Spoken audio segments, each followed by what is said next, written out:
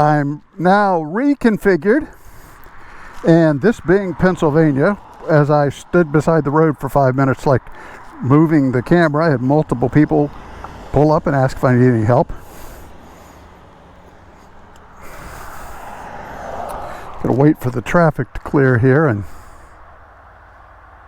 okay, I don't know what this truck is doing.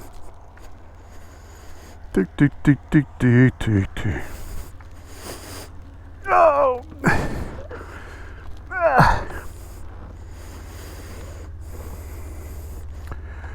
Okay, I think that's the third person that wanted to see if I need anything help.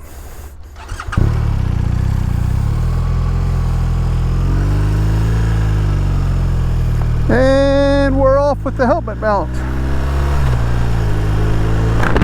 So in 5 minutes there, basically 3 people asked if I needed help while I was beside the road reconfiguring from my handlebar mount helmet to my handlebar mount camera to my helmet mount.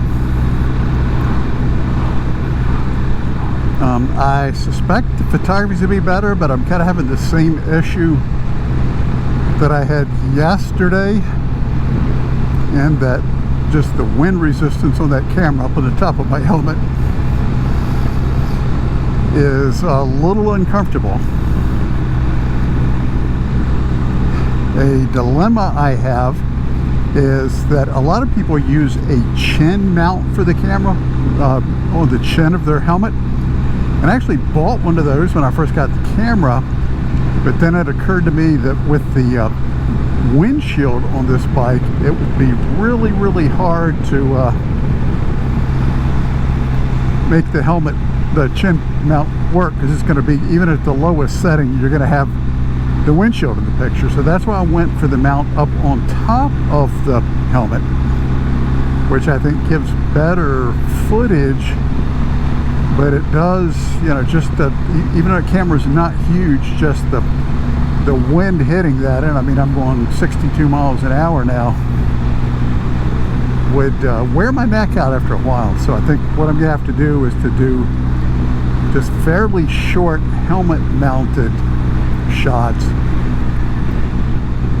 We'll see how the handlebar ones work. I'm gonna try a suction cup on the front of the bike, and hopefully of those there'll be one that that works well, that shoots good footage without a lot of vibration, and also doesn't mess with my neck.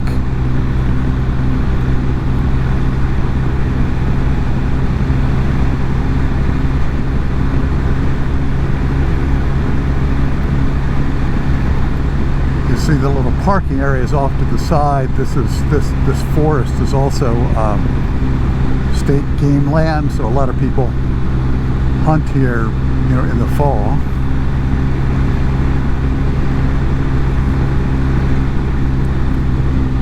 I think on the left side of the road where the stream is no hunting, that's fishing only, and on the right side of the road is the hunting areas, so that they don't end up with hunters shooting fishermen.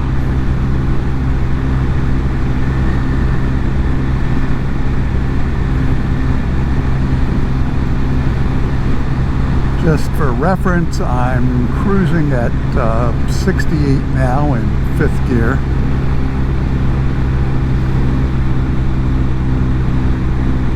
The road's in a little better repair here than it was further back. I think that was a little parking area where I used to park when I'd come fishing out here. I never did particularly well with the fishing it here, but it was a really pleasant experience. Beautiful little stream, not terribly crowded, so I enjoyed it.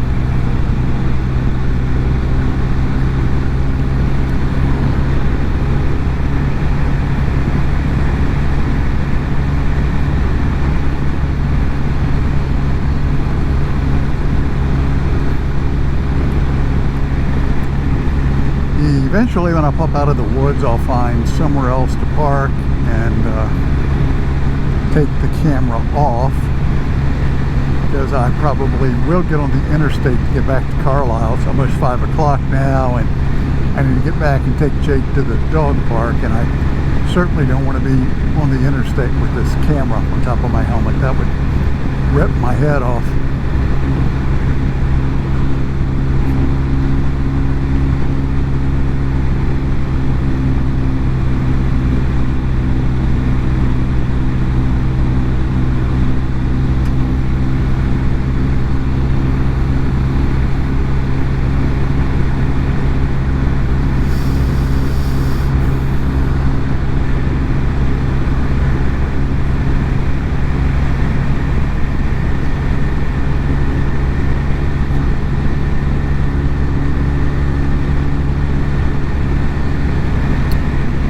Okay, we're coming out of the woods, and there are a few houses along the stream a little further up here. Eventually, just a few miles ahead, I'll run into the Susquehanna River, but then I'll have to turn to the left to the south, which is toward Harrisburg, and pick up 322, take that down to 81, and then pop back over to Carlisle.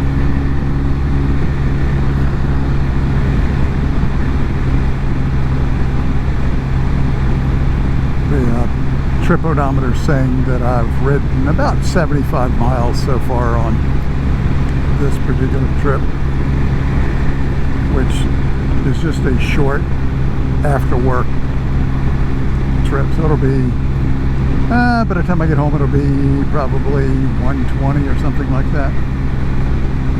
It is Thursday, so I'll plan a big ride on Saturday,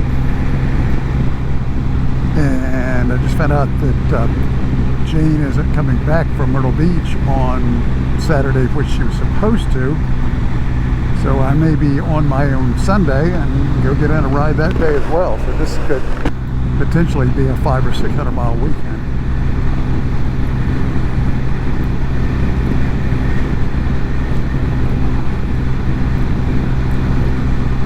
I kind of hope it rains next Monday and Tuesday, because that's when I had a 3-day trip planned to Ohio and to northern Pennsylvania. I canceled it,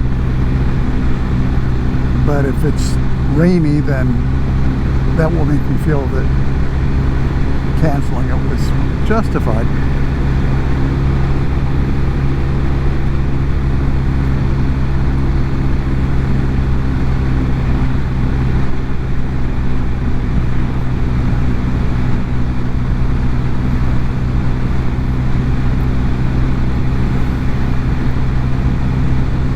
Houses on the left have the stream, Clark's Creek, running right through the backyard, but there really aren't that many trout this far down. Trout really need cold water, and the reason that there's trout further up behind us is because the state releases water off the bottom of DeHart Reservoir, and it's really deep, so the water's cold for a few miles there, so it can support a year-round trout population. Even, in fact, I think they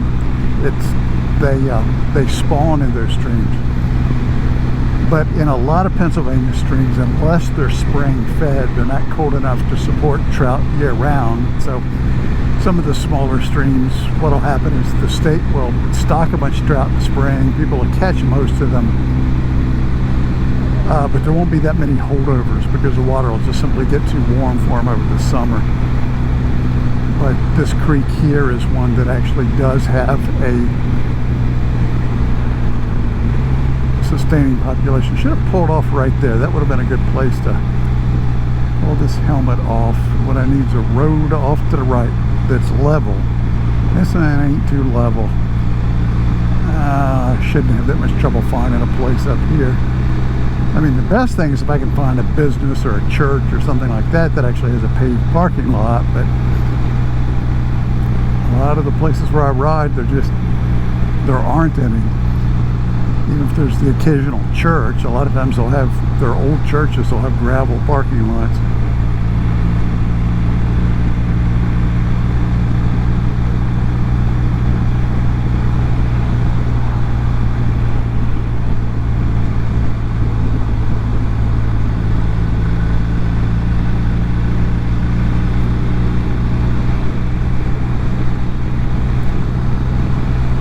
Just to put it in context, since we got into a busier area, I've slowed down to about 55, 56 here, where I was going like 68, 70 back when I was in the woods.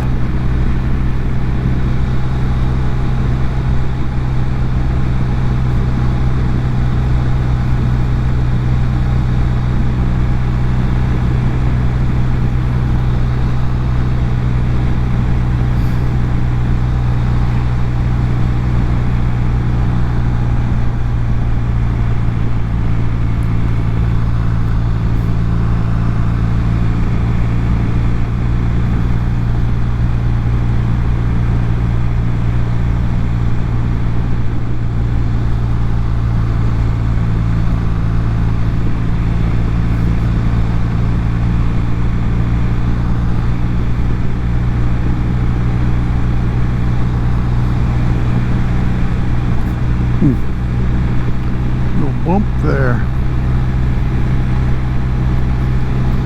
If I get real desperate, I could pull off in somebody's driveway, but I hate to do that. Okay. So we were at the, right here, Route 325, which is what we're on, goes to the left, which is the north, but I need to go to the south. Wow, a lot of traffic. 5 o'clock. We're getting off work.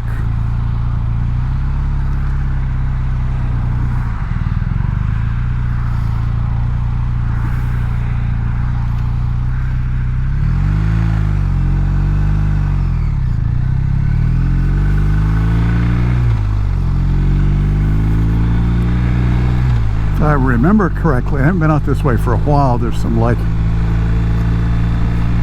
businesses right, actually that would have been, there's a little kind of office complex to the right back there with a nice parking lot. I just wasn't paying attention.